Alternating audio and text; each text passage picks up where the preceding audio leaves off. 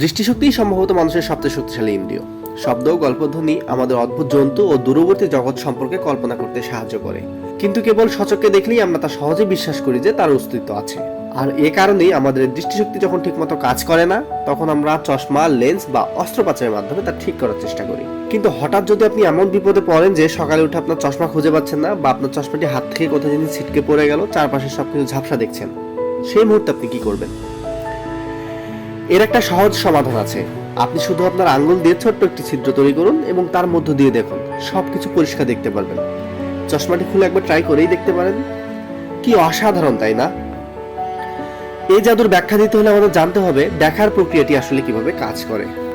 প্রথমে আলো উৎস থেকে বাইরে ছড়িয়ে পড়ে, তারপর আশেপাশের বস্তুর উপর পড়ে প্রতিফলিত হয়ে সেটা আমাদের চোখের রেটিনায় পড়ে, সেখানে একটি প্রতিবিম্ব গঠন করে, তারপর বস্তুটি আমরা দেখতে পারি।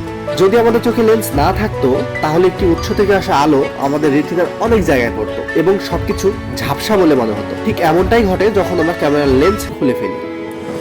একটি লেন্স সেই ছড়িয়ে পড়া আলোকে পুনরায় একটি বিন্দুতে কেন্দ্রীভূত করে, যা আমাদের রেটিনায় একটি সুস্পষ্ট প্রতিবিম্ব তৈরি করে এবং আলো সংবেদনশীল স্নায়ুগুলোর মাধ্যমে সামান্য উদ্দীপনায় আমাদের মস্তিষ্ক বা ব্রেইনে পৌঁছায় এবং তারপর সেটিকে আমরা দেখতে পারি। কিন্তু একটা প্রশ্ন, যখন হঠাৎ আমরা খুব কাছের বা খুব দূরের একটা বস্তুর দিকে তাকাই, তখন সেটা ঝাপসা লাগে কেন? এর উত্তর হলো, একটি লেন্স কেবল একটি নির্দিষ্ট দূরে থেকে আসা আলোকে কেন্দ্রীভূত করতে পারে, আর এজন্যই এই সময়টা হঠাৎ আমরা ঝাপসা দেখি।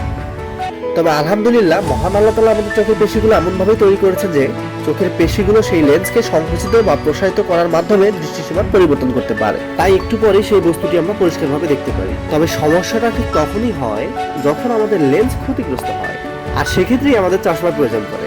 লেন্স ছাড়াও ছোট্ট একটি পিনহোল বা অন্য কোনো ছোট ছিদ্র যে কোনো দূরত্ব থেকে আসা আলোকে কেন্দ্রীভূত করতে পারে, কারণ একটি ছোট ছিদ্র যে কোনো নির্দিষ্ট দূরত্ব থেকে আসা আলোকে কেবল একটি দিক থেকেই আসতে দেয়, যার ফলে কোনো ঝাপসাভাব থাকে না এবং আমরা পরিষ্কার দেখতে পারি। ফটোগ্রাফি সম্পর্কে যদি আপনার ধারণা থাকে, তাহলে অবশ্যই বুঝতে পারবেন যে ক্যামেরায় ছোট অ্যাপাচার ব্যবহার করলে ছবির সবকিছু ফোকাসে চলে আসে। তবে অবশ্যই পিনহোল এবং ক্যামেরার অ্যাপাচারের মতো ছোট ছিদ্রগুলো আলোকে কেন্দ্রীভূত করার পরিবর্তে বাধা দিয়ে স্পষ্ট ছবি তৈরি করে, তাই ছবিগুলো অনেক বেশি অন্ধকার হয়।